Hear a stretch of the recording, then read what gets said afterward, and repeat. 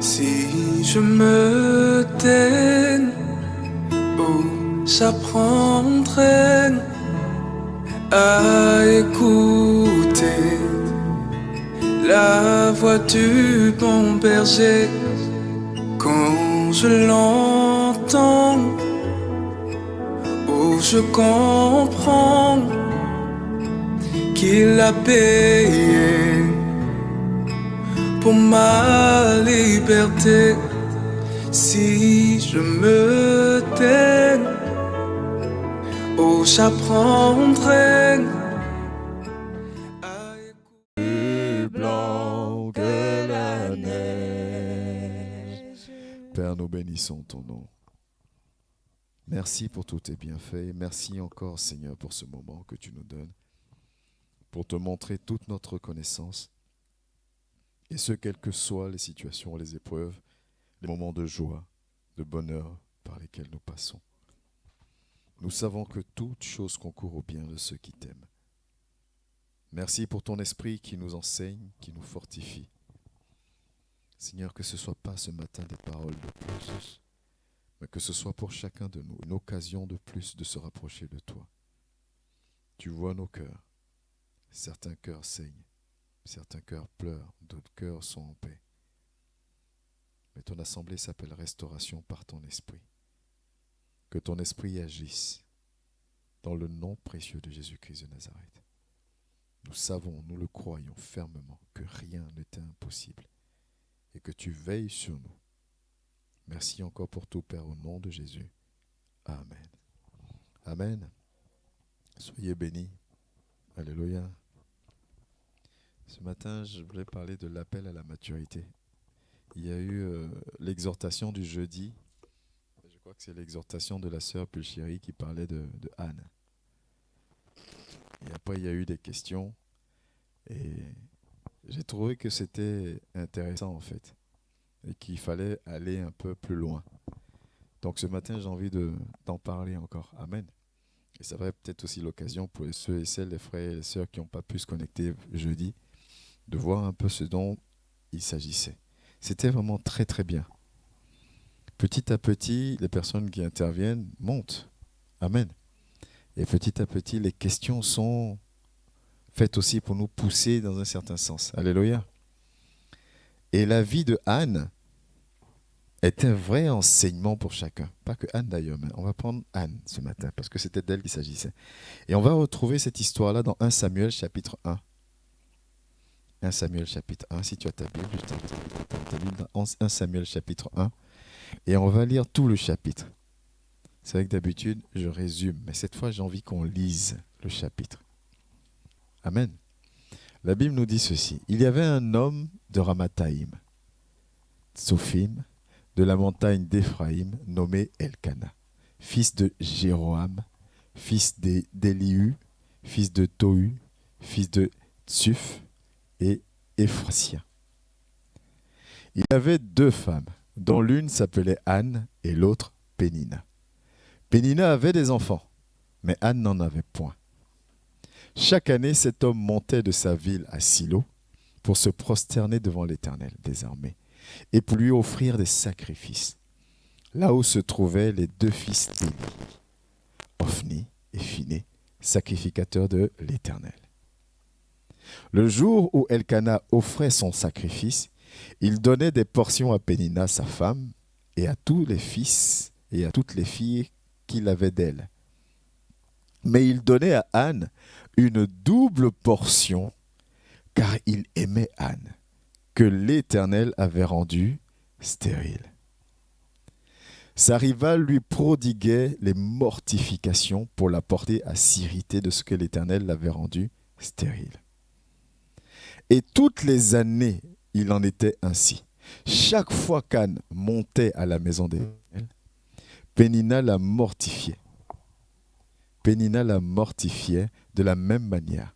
Alors elle pleurait et ne mangeait point. Elkana, son mari, lui disait « Anne, pourquoi pleures-tu et ne manges-tu pas? Pourquoi ton cœur est-il attristé? Est-ce que je ne vaux pas pour toi mieux que 10 fils ?» Anne se leva, après que l'on eut mangé et bu à Silo. Le sacrificateur Élie était assis sur un siège près de l'un des poteaux du temple de l'Éternel. Amen. Et l'amertume dans l'âme, elle pria l'Éternel et versa des pleurs. Elle fit un vœu en disant, « Éternel des armées, si tu daignes regarder l'affliction de ta servante, si tu te souviens de moi et n'oublie pas ta servante, et si tu donnes à ta servante un enfant mâle, je le consacrerai à l'Éternel pour tous les jours de sa vie, et le rasoir ne passera point sur sa tête. » Comme elle restait longtemps en prière devant l'Éternel, Élie observa sa bouche. Anne parlait dans son cœur et ne faisait que remuer les lèvres, mais on n'entendait point sa voix. Élie pensa qu'elle était ivre. Et il lui dit, « Jusqu'à quand seras-tu dans l'ivresse? Fais passer ton vin. » Anne répondit, « Non, mon Seigneur, je suis une femme qui souffre en son cœur. Et je n'ai bu ni vin, ni boisson enivrante, mais je répandais mon âme devant l'Éternel. Ne prends pas ta servante pour une femme pervertie, car c'est l'excès de ma douleur et mon chagrin qui m'a fait parler jusqu'à... » Élie reprit la parole et dit, « Va en paix, et le Dieu d'Israël exauce la prière que tu lui as adressée. » Elle dit, « Que ta servante trouve grâce à tes yeux. » Et cette femme s'en alla. Elle mangea, et son visage ne fut plus le même. Ils se levèrent de bon matin, et après s'être prosternés devant l'Éternel, ils s'en retournèrent et revinrent dans leur maison à Rama. Elkana connut Anne, sa femme, et l'Éternel se souvint d'elle. Dans le cours de l'année, Anne devint enceinte, et elle enfanta un fils, qu'elle nomma Samuel. Car, dit-elle, je l'ai demandé à l'Éternel. Son mari Elkana monta ensuite avec toute sa maison pour offrir à l'Éternel le sacrifice annuel et pour accomplir son vœu. Mais Anne ne monta point, et elle dit à son mari, « Lorsque l'enfant sera sevré, je le mènerai afin qu'il soit présenté devant l'Éternel et qu'il reste là pour toujours. » Elkana, son mari, lui dit, « Fais ce qui te semble bon. Attends de l'avoir sevré. Veuille simplement l'Éternel accomplir sa parole. » Et la femme resta et allaita son fils jusqu'à ce qu'elle se sévra. Quand elle l'eut sevré, elle le fit monter avec elle et reprit 3 taureaux, un épha de farine et une outre de vin. Elle le mena dans la maison de l'Éternel, Silo. L'enfant était encore tout jeune. Ils égorgèrent les taureaux et ils conduisirent l'enfant à Élie. Anne dit, « Mon Seigneur, pardon. Aussi vrai que ton âme vit, mon Seigneur, je suis cette femme qui me tenait ici près de toi pour prier l'Éternel. C'était pour cet enfant que je priais. » À partir de cette partie-là que c'est fort quand même. C'était pour cet enfant que je priais. Et l'Éternel a exaucé la prière que je lui adressais. Aussi, je veux le prêter à l'Éternel. Il sera toute sa vie prêté à l'Éternel. Et ils se prosternèrent là devant l'Éternel. Normalement, c'est le dernier verset. Voilà l'histoire d'une femme. Si on enlève le côté enfant, on peut mettre le travail. Si on enlève le côté enfant, on peut mettre les finances. Si on enlève le côté enfant, on peut mettre quoi d'autre? On peut mettre le mariage. Si on enlève le côté enfant, on peut mettre la santé. Si on enlève le côté enfant, on peut mettre plein de choses. Amen. Mais il y a tellement d'enseignements dans ce passage que l'Esprit m'aide à rester focalisé sur là où je veux qu'on aille.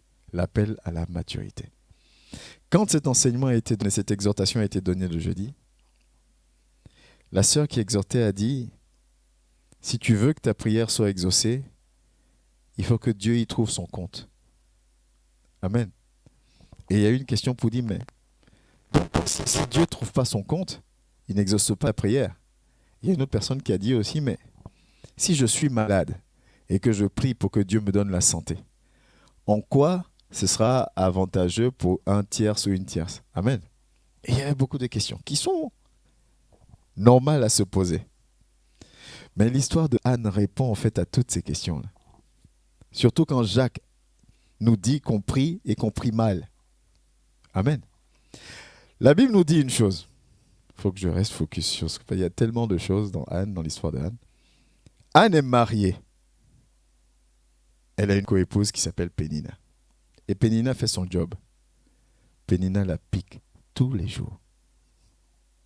Si la Bible nous dit que Pénina avait des fils et des filles, sachant que chaque grossesse dure 9 mois, ça veut dire que la souffrance de Anne n'a pas duré 1 an, 2 ans, 3 ans. On peut déduire ça sans trop se tromper. Ça veut dire que pendant des années, Anne pleure. Amen. Pendant des années, Anne pleure. Pendant des années, je pleure pour le travail. Pendant des années, je pleure pour mes finances. Pendant des années, je pleure pour ma santé. Pendant des années, Anne pleure. Et Pénina n'est pas loin pour rajouter. Amen. Pénina n'est pas loin pour lui dire, mais regarde-moi. Tu dis que tu es chrétienne? Regarde-moi, je change de voiture tous les mois. Regarde-toi, ta galère. Tu dis que tu es chrétien? Regarde-moi dans quelle situation je suis, toi. Toujours, il y a une situation qui vient pour encore accentuer la souffrance d'Anne. Amen. Et il se passe une chose. Son mari, Elkana, l'aime plus que Pénina. Son mari, Elkana, lui dit, attends, moi, je ne te blâme pas de ne pas me donner d'enfant. Moi, je t'aime. Regarde la preuve. C'est que même quand on s'en va, la part que je donne à Pénina, ses fils et ses filles, toi, je te donne le double. Amen. Donc, je ne me cache même pas, c'est-à-dire je ne t'aime pas en cachette. Puisque Pénina devait voir que la part de Anne était le double de ce qu'elle avait, elle et ses enfants. Je ne sais pas si vous vous rendez compte, c'est comme si on donnait 5 à Pénina, 5 à chaque fille, 5 à chaque fille. Je ne sais pas combien de fils et de filles il avait. Puis à Anne, on faisait x2, x2, x2, x2. Donc Anne avait beaucoup plus. Mais l'amour d'Elkana pour Anne n'a pas suffi à combler la douleur qu'Anne avait. Amen. Des fois, je sais que Dieu m'aime. Des fois, je sais qu'il est là. Il me dit, je t'aime.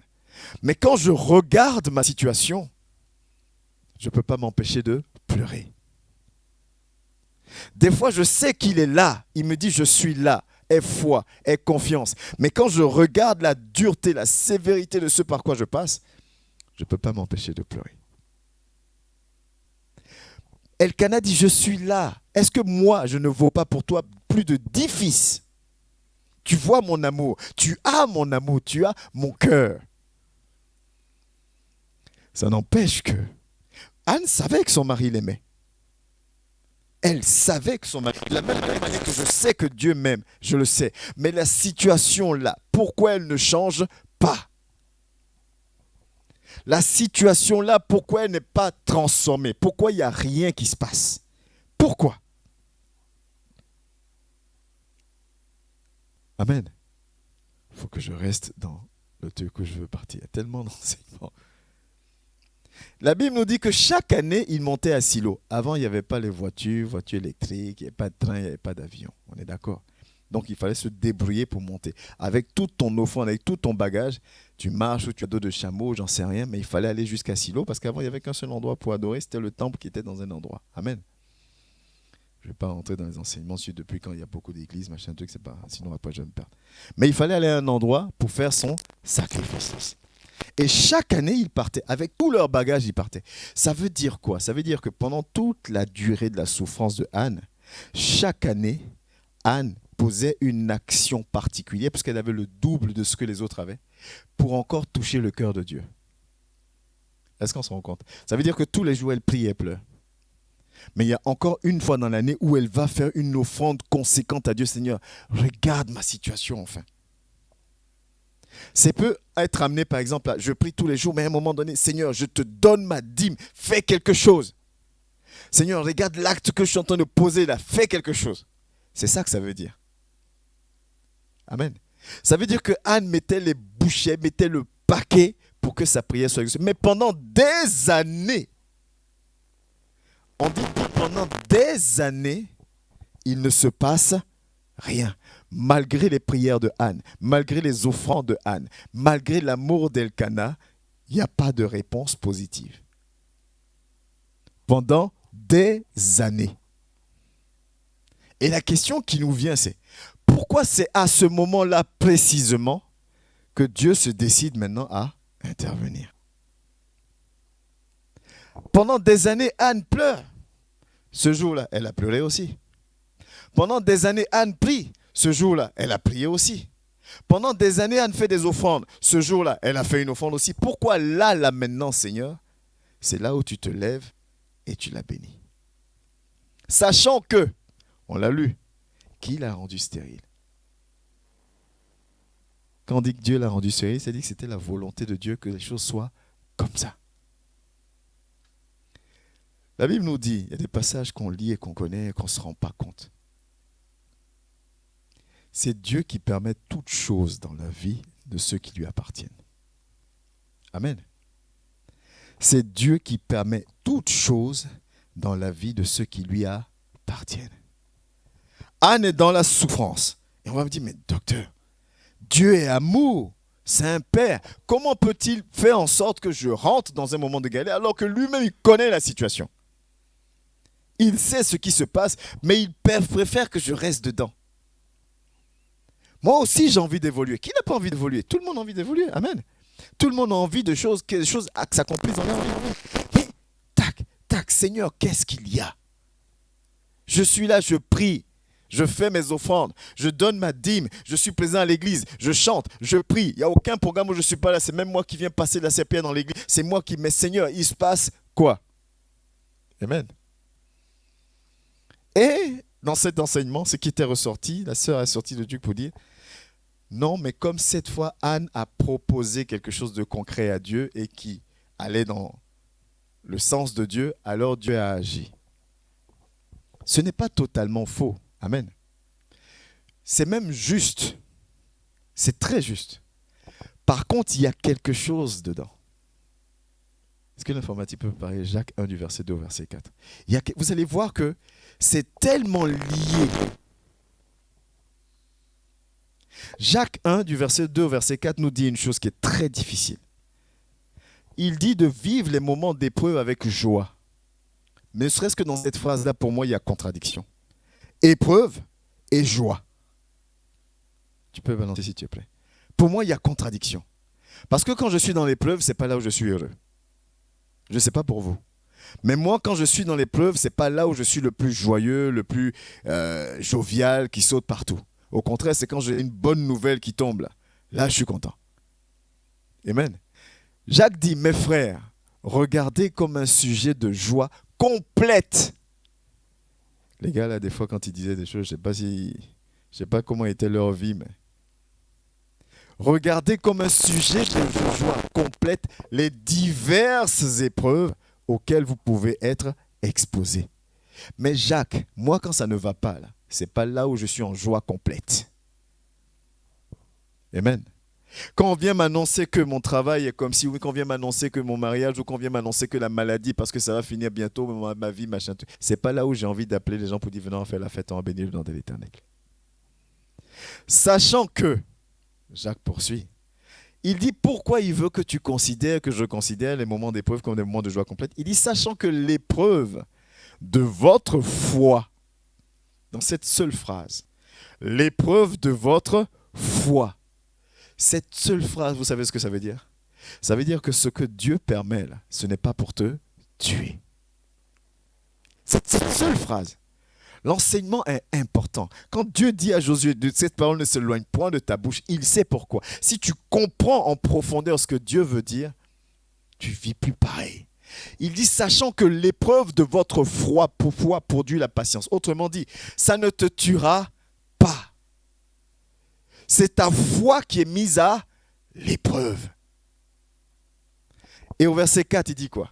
Mais il faut que la patience accomplisse parfaitement son œuvre, afin que vous soyez parfaits et accomplis sans faillir en rien. Ça veut dire, Jacques, il a existé des milliers d'années après Anne. Jacques dit à Anne, Tous les moments où tu pleurais, fallait rire. Tous les moments où tu étais dépressive, là, fallait être dans la joie. Parce que les moments où tu es en train de passer, là, c'est Dieu qui l'a voulu pour que tu sois prête. Autrement dit, pour que tu atteignes un certain niveau. Amen. Parce qu'il veut que tu atteignes un certain niveau. C'est comme à l'école. Tu as beau aimer l'école ou faire ce que tu veux. Si ton examen, bon maintenant les enfants ne doublent plus les classes, ça c'est autre chose. Mais si tu ne réussis pas ton examen, normalement tu ne passes pas en classe supérieure. On est d'accord? Ça c'est le fonctionnement normal.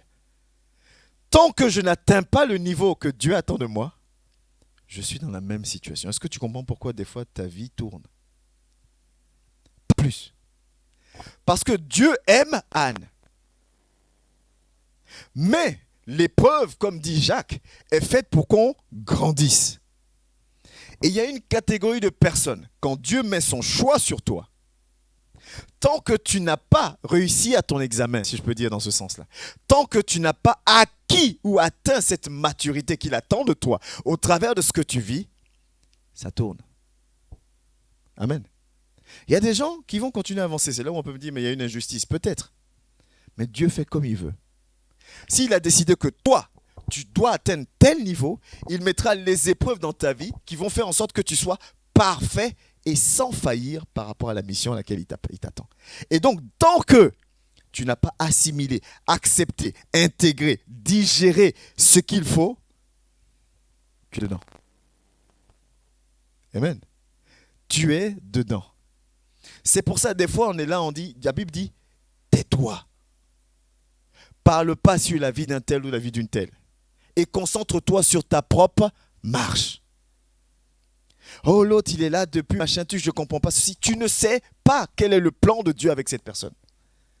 Tu peux le conseiller autant que tu veux, mais Dieu veut que cette personne-là, elle-même, un jour comprenne, passe à un autre état de maturité, et alors, bam, comme par magie, je vous le dis, comme par magie, mais ce n'est pas par magie, par miracle, la situation disparaît et tu passes à une autre étape. C'est comme ça que ça fonctionne avec Dieu.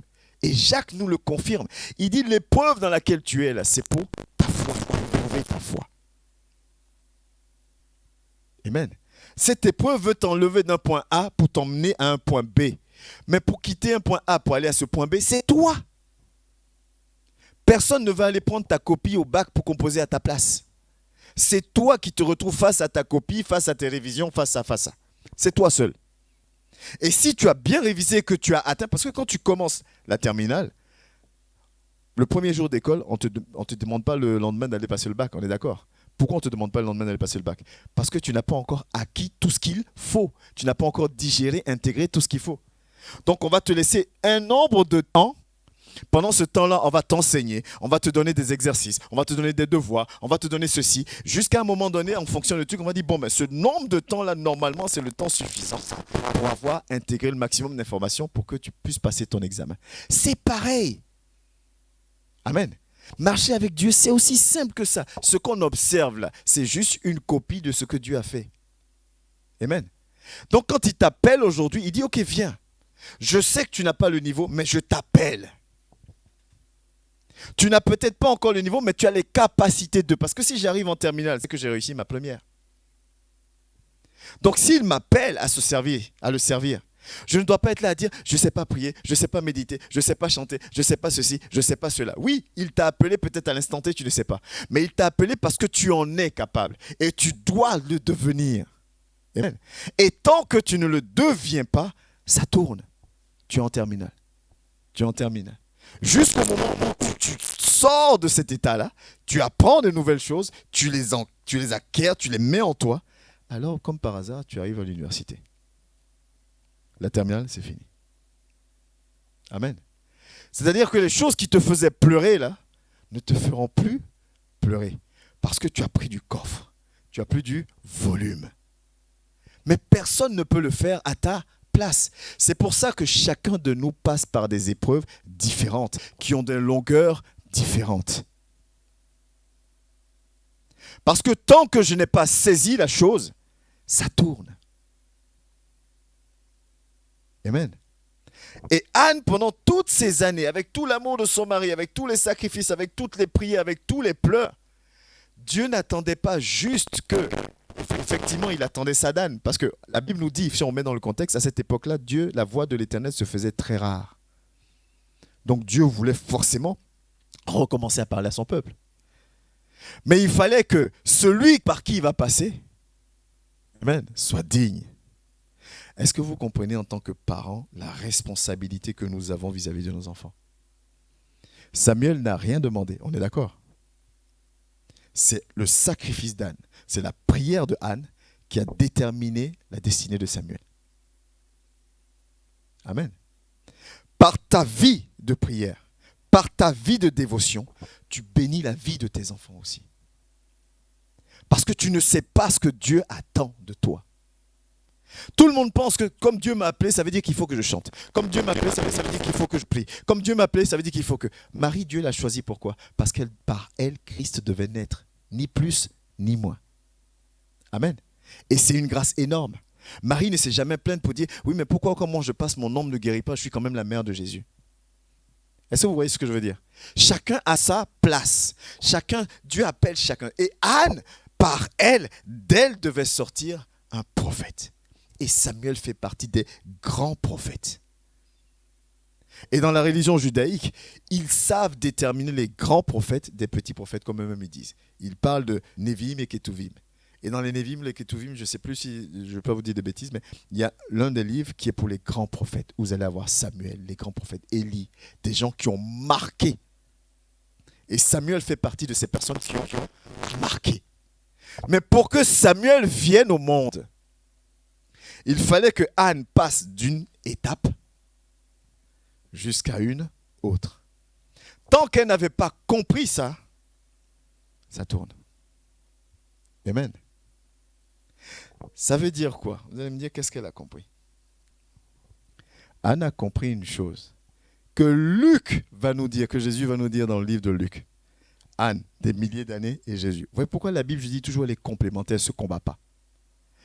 Jésus dit, si moi, Christ, je ne passe pas en premier dans ta vie, amen, et il cite, devant ton père, devant ta mère, devant tes enfants, devant ton mari, devant ta femme, devant ta propre vie, il dit, tu n'es pas digne d'être mon disciple. Autrement dit, Dieu ne veut pas la deuxième place. Il ne veut même pas la première place en ex aequo. Il veut la première place seule. Amen. Et ce que Anne va faire dans sa prière va montrer à Dieu que là, cette femme est en train de me mettre à la première place. Non, parce que imaginez les mamans. La chose que Anne souhaitait le plus au monde, c'était quoi? Un enfant. Elle demande à Dieu de lui donner la chose qu'elle souhaite le plus au monde. Et qu'est-ce qu'elle veut faire de cette chose qu'elle souhaite le plus au monde? Le donner. Amen. Ce que je veux le plus au monde, quand je l'ai, c'est pour le garder. Puisque je le veux, c'est ce que je veux le plus au monde. Mais Anne va atteindre le niveau où elle est prête à se séparer de la chose qui lui est la plus chère. Est-ce qu'on réalise? Voilà pourquoi ça a mis autant de temps et voilà pourquoi c'est le temps. C'est-à-dire que Dieu va écouter cette prière et dit, là, maintenant, ma fille a compris. Là, maintenant, là, elle est arrivée là où je voulais qu'elle arrive. Là, maintenant, je suis numéro 1 dans sa vie parce qu'elle est capable de se dépouiller de ce qui lui tient le plus à cœur pour moi. Mais c'est bizarre, Abraham apporte le nom du père de la foi. Qu'est-ce qu'Abraham a fait?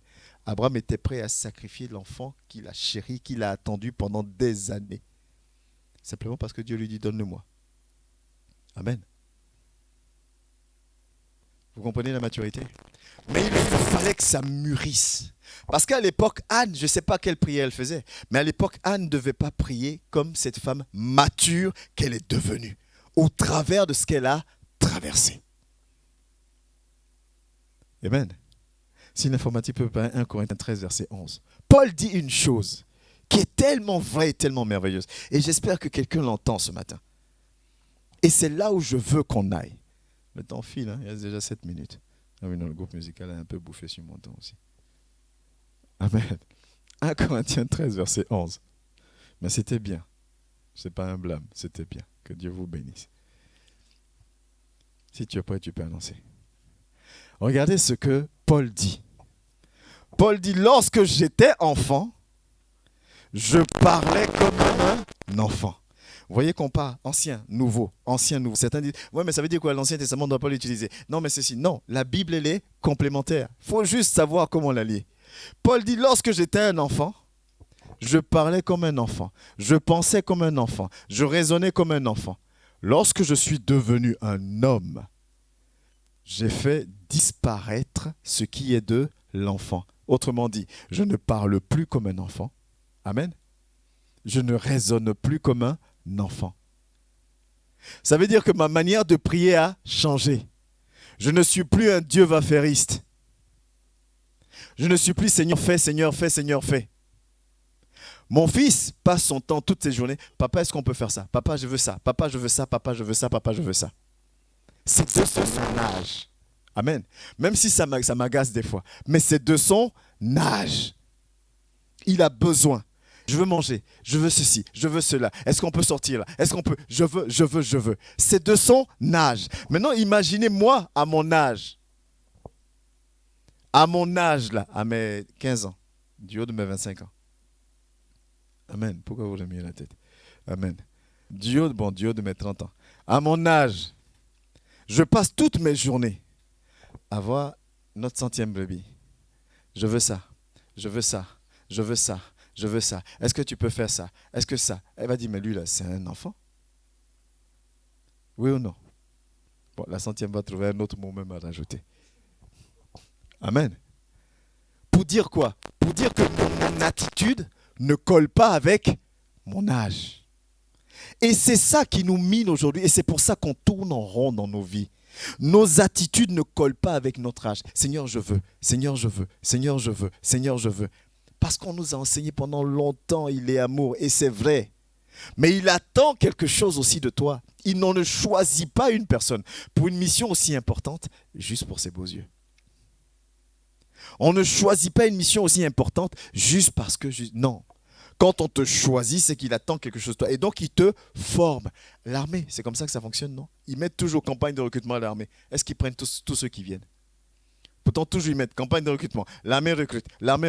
Mais dans ce cas-là, prenez tous ceux qui viennent, comme ça, vous n'avez plus de problème. Malgré qu'ils mettent l'armée recrute, ils font quand même une sélection. Et parmi ceux qui sont sélectionnés, ils vont les former. Et après la formation, il y en a d'autres même qui ont été sélectionnés qui abandonnent. Amen. Mais je ne comprends pas pourquoi vous êtes aussi strict et dur avec l'armée.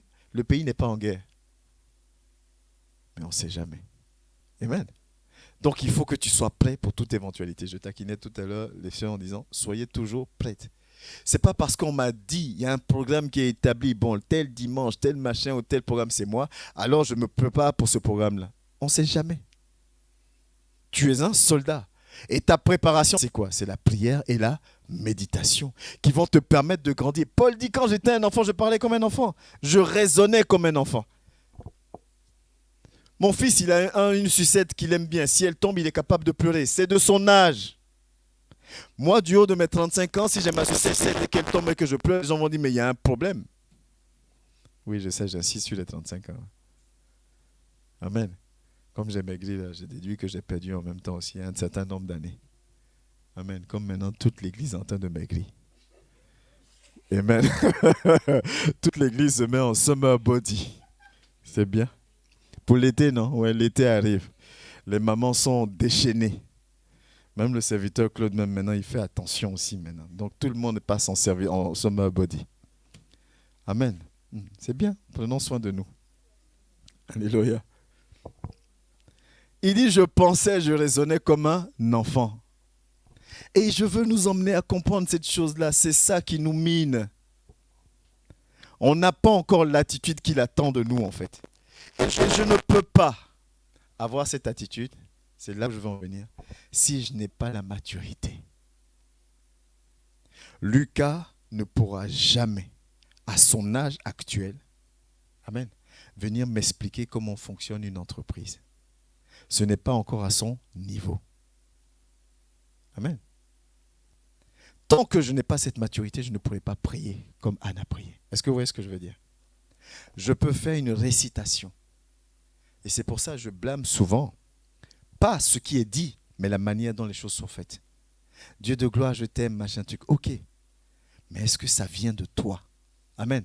Notre Père qui es aux cieux, que ton nom soit sanctifié. Ok, c'est biblique, mais est-ce que tu sais ce que tu dis?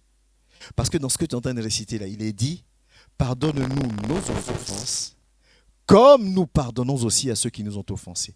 Je suis en train de réciter ça, mais dans mon cœur, il y a 3 personnes, si je les vois, je vais finir en prison. Vous voyez, je n'ai pas de problème avec ça, c'est biblique. Mais on est là, on est devenus des perroquets en fait. Notre Père qui es aux cieux, que ton nom soit sanctifié. Tu es là, notre Père qui es aux cieux, que ton nom soit sanctifié, mais ton cœur est noir. Mais la récitation, tu l'as. Je fais, des fois, même dans les églises, même prière, copier-coller que Anne. Vous n'avez jamais entendu ça? Tu n'as jamais entendu? Vous n'avez jamais entendu? Ah, même prière, non? Bon, moi, j'ai ajouté copier-coller. Même prière que tel serviteur. Oh Seigneur, souviens-toi de moi comme tu t'es souvenu de tel serviteur. Seigneur, regarde comment tu as agi dans la vie de tel servant. Moi aussi, je suis là-haut. Est-ce que tu arrives à porter, est-ce que tu portes ce que ce serviteur, cette servante a porté? Les années de pleurs, là, est-ce que tu es capable de porter et d'arriver à cette maturité? Arrêtons de faire du copier-coller. Dieu veut expérimenter quelque chose avec toi. C'est pour ça que j'aime bien cette chanson qui dit « Dieu n'a pas encore fini d'écrire sa Bible ». La Bible qu'on a là, elle parle de Daniel, de Paul, de Pierre, d'Élie, ainsi de suite. Est-ce qu'ils sont encore là avec nous physiquement? Non. Qui est là? Aujourd'hui, il y a Clément, il y a Marlise, il y a Marie, il y a Doris, ainsi de suite. Il y a Pierre. On est d'accord? Donc nous, là, c'est quoi notre témoignage? Eux, ils ont fait leur part. Maintenant, c'est quoi notre témoignage? Quand demain, je vais fermer les yeux, là, on va dire quoi? Clément a fait quoi? On va dire, il a fait quoi? Serviteur, quand tu vas fermer les yeux demain, on va dire quoi du serviteur? Servante, qu'est-ce qu'en Dieu va faire? Qu'est-ce qui va se passer par rapport à chacun et chacune de nous? Est-ce que la maturité a été atteinte? Et ma fille, la classe, ce n'est pas une question d'âge. T'as quel âge? Tu sais quel âge avait Jérémie? 17 ans. Jérémie, à 17 ans, a commencé à servir Dieu, mais d'une manière puissante. Si tu regardes à gauche, à droite, tu vas voir que tu es la seule de 17 ans, n'est-ce pas? Ça veut dire que c'est sur toi que son choix se pose. Toi, tu as 17 ans. Ne me fatigue pas à 17 ans. C'est pas parce que moi j'ai baissé mon âge que tu dois baisser ton âge. Amen. Moi, j'ai le micro pour le moment, c'est moi qui baisse mon âge. Vous ne baissez pas vos âges. C'est pas parce que tu es seul de 17 ans.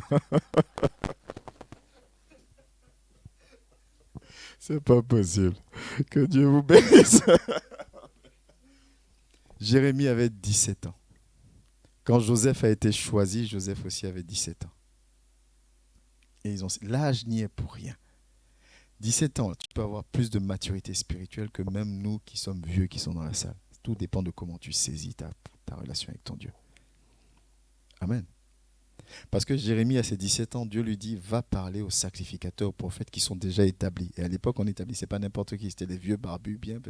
Donc un jeune de 17 ans comme toi devait aller se tenir devant des vieux de 50, 60 ans pour leur dire, ce que vous faites là, c'est pas bon. T'imagines comment c'est chaud? Et ces gens-là, tout le peuple les écoutait. Et un jeune de 17 ans sorti de nulle part devait venir leur dire, ce que vous faites, c'est pas bon, Dieu va frapper. Est-ce que vous voyez un peu la difficulté de la mission? C'est pour ça qu'on comprend quand Jérémie écrit, il dit, mais Seigneur, la mission dans laquelle tu m'as mis là, c'est chaud. Hein. Toujours on veut me tuer. Mais il dit, je ne peux pas faire autrement. Maturité. Voilà ce qui nous manque. La maturité crée en toi une manière différente de parler. La maturité crée en toi une manière différente de voir et de prendre les choses. Il y a celui qui dit et il y a celui qui fait. Et celui qui fait, c'est celui-là qui est mature. Il y a celui qui va te dire, oh, pardonne. Mais lui, à son tour, il ne peut pas pardonner. Je dis toujours, je disais, la chose la plus facile à faire, c'est de donner des conseils. Parce que ce n'est pas de toi qu'il s'agit. Quand on vient t'expliquer ça, tu dis, oh, laisse tomber, ça va aller. Avance. Oublie ça. Mais si c'est à toi qu'on vient le faire, bon, on va voir de quel âge je. Est-ce qu'il me connaît même? Mais tu as conseillé à l'autre de laisser tomber. La maturité à laquelle Anne va arriver va pousser Anne à faire cette prière du fond de son cœur. Parce que là, elle a compris. Elle est en capacité maintenant parce que les épreuves l'ont emmenée à cet état-là. Amen. C'est pour ça que Jacques dit, l'épreuve, on doit le prendre avec une épreuve, la prendre avec joie. Parce que l'épreuve est censée me prendre d'un point A, si j'ai bien compris les choses, pour m'emmener à un point B. Et quand je serai à ce point B, quand je vais regarder le point A, là, je vais moi-même rigoler. Je taquine souvent certaines sœurs qui me contactaient, parce que ça s'est un peu arrêté, de toute façon, j'ai plus le temps, donc je fais même plus beaucoup de trucs, mais qui me contactaient souvent, dire « Oh, je suis dans telle situation, telle personne avec qui j'étais, ceci, cela, machin, ainsi de suite. » Et puis je leur dis souvent « Oui, donc ma vie va s'arrêter, ainsi de suite. » J'ai dit « Mais ta vie va s'arrêter comment ?» Amen. J'ai dit, on est d'accord que tu vas souffrir, tu vas pleurer, tu vas souffrir, tu vas pleurer, mais au bout de quelques temps, quand on va te parler, on va te dire même le prénom de la personne. Tu dis, ah, pardon, laisse-moi, à cause de lui, là, j'ai failli mourir, alors que maintenant, je vis ma meilleure vie. Est-ce que c'est faux? Quand tu es dans l'état, là, tu dis, ma vie s'arrête. Mais quand tu avances doucement, tu sors un peu, tu relèves la tête, tu rencontres celui qui fait 7 mètres, 3 mètres de large. Quand on te dit l'autre prénom, tu dis, je ne sais même pas ce que j'avais dans les yeux. Moi, je pensais qu'alors que le meilleur m'attendait devant. C'est normal de passer par des étapes. À chaque fois que je dis ça, se mettent à rire. Mais c'est la vérité. Amen. C'est la vérité, mais c'est la maturité qui t'emmène à dire ça.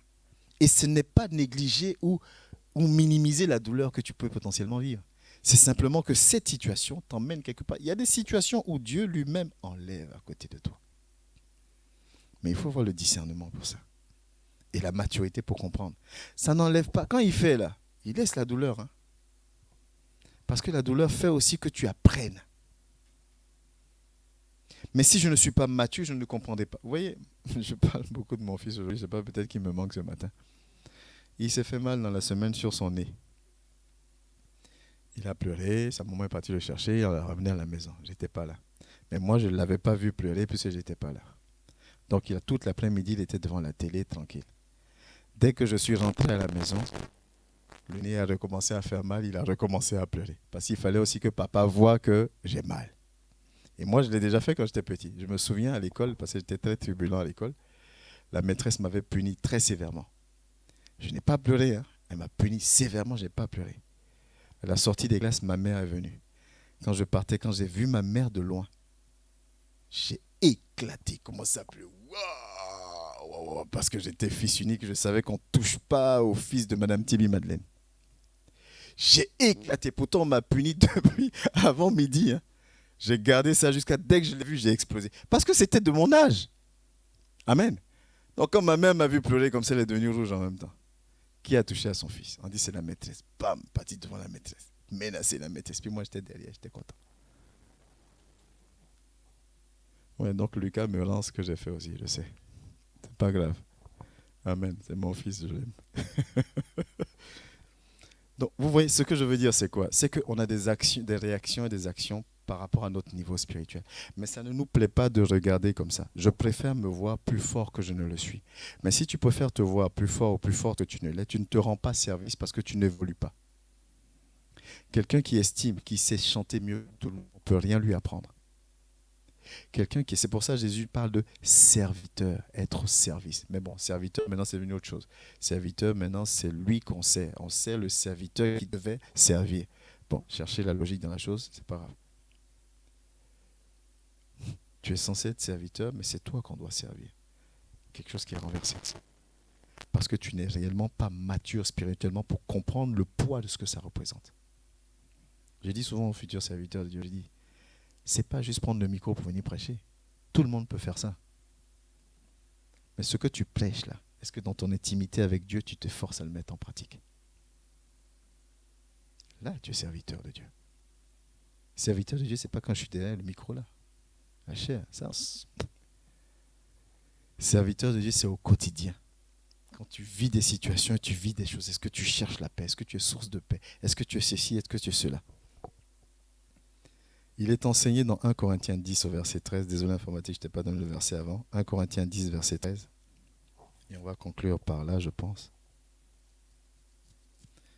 Et bon, on va lire tout le passage, ça va pouvoir conclure. On va lire 1 Corinthiens 10, 13 déjà, où la parole de Dieu nous dit ceci. J'espère que j'ai été clair quand même dans ce que je vous ai enseigné ce matin.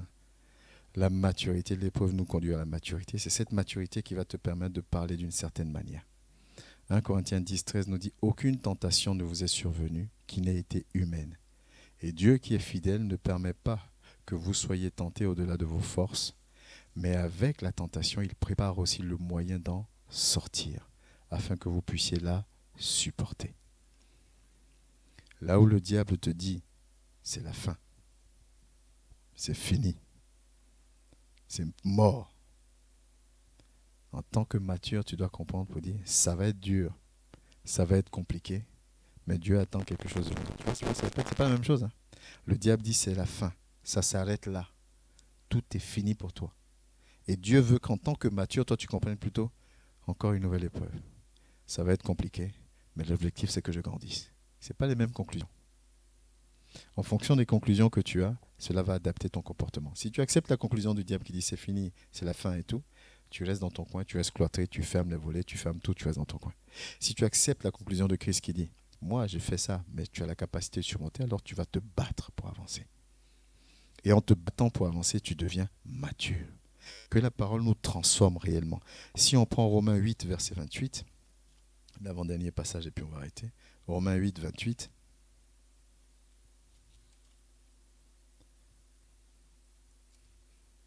Vous allez voir que quand ils parlent, ces gens-là, ils ne parlent pas dans le vide. Ils n'étaient pas des « faites ce que je dis, faites pas ce que je fais ». Paul 8, verset 28, Paul dit « Nous savons du reste que toute chose concourt au bien de ceux qui aiment Dieu. » C'est ça, au bien de ceux qui aiment Dieu, de ceux qui sont appelés à son destin. Et prépare, Paul, reste dans Romains 8, au verset 18. Pendant qu'il est en train de dire ça, là, juste avant, voilà ce qu'il disait. C'est pour dire qu'il est en train de dire ça à un moment difficile de sa vie. À un moment très dur de sa vie, il dit « J'estime que les souffrances du temps présent ne sauraient être comparées à la gloire à venir qui sera révélée pour nous. » C'est-à-dire quand il est en train de dire que toute chose concourt au bien de ceux qui aiment Dieu, lui-même il est en train de passer par des souffrances. Je ne peux pas conseiller à quelqu'un de tenir ferme si moi-même je ne sais pas tenir ferme. Je ne suis pas crédible. Je m'effondre tout de suite et puis toi je te demande d'être fort. Il y a un problème, on est d'accord. Mais si tu me vois tenir, si tu me vois me battre pour manifester encore de l'amour, si tu me vois me battre, alors je suis adulte. Et quand je serai adulte, alors je pourrai dire à mon Dieu, Seigneur, tu es le premier. Aujourd'hui, peut-être que j'ai envie de le faire, mais je n'en ai pas encore la force ni la capacité. Parce que je n'ai pas cette maturité pour assumer tout ce qui va avec. Et Anne va tenir parole. Anne va tenir parole. Vous savez que la parole de Dieu dit de ne pas faire de promesses à Dieu. Vous connaissez ce passage-là? Il vaut mieux te taire. Si tu promets quelque chose à Dieu que tu ne le fais pas, donc ne fais pas de promesses. Anne va promettre la chose la plus précieuse qu'elle a et elle va tenir parole. Si on fait un calcul rapide, la première année, elle n'y va pas, la deuxième année, elle y va. Donc on va dire Samuel, elle laisse Samuel aux environs de 2 ans, 3 ans, on va dire. Donc il est encore tout bébé. Elle a profité d'une chose qu'elle a désirée pendant des années que pendant 3 ans. Bon, elle allait lui rendre visite, mais son fils n'était plus avec elle. Elle a donné à Dieu. Et on sait ce que Samuel a fait après. Amen. Samuel a été l'un des plus grands prophètes qui existent. Samuel a oint le premier roi d'Israël, Saül. Samuel a oint David. Par Samuel, le peuple d'Israël a remporté énormément de victoires. Samuel a guidé le peuple. La Bible nous dit, au travers de Samuel, Dieu a recommencé à parler à son peuple. Donc Samuel a réconcilié en quelque sorte un peuple avec son Dieu. Par le sacrifice, par la maturité d'une mère. Par la maturité d'une mère. Amen. Je ne sais pas par quoi on passe. Mais les épreuves, nous devons les voir d'une manière spirituelle. Et nous devons les aborder avec maturité. Il y a le côté charnel, le côté humain et il y a le côté spirituel. Et c'est ce qui est compliqué. Amen. Quand tu vois quelqu'un que tu aimes en train de pleurer, tu as envie de prendre la personne dans les bras et tu as envie de résoudre la situation. Mais des fois, spirituellement, il faut que cette personne passe par là. Et Dieu te demande juste, sois à côté. S'il y a besoin, essuie les larmes, mais sois à côté. Et toi, tu dis, mais Seigneur, la personne dit, Dieu dit, sois à côté. sois juste à côté. C'est mon plan, c'est moi qui fais. Et je sais ce que je fais, je sais où je vais. Que Dieu nous aide, qu'il nous bénisse, qu'il nous fortifie, qu'il nous garde et qu'il nous conduise encore et encore. Père, je te bénis pour ce moment et ce rappel que tu nous as fait encore en ce jour. Que nos cœurs te soient soumis. Nous avons vraiment besoin de ton aide. Fais de chacun de nous de véritables adorateurs. Fais de mes sœurs, Seigneur, de véritables adoratrices. Que ton autorité soit sur nos vies et que ton esprit prenne le contrôle.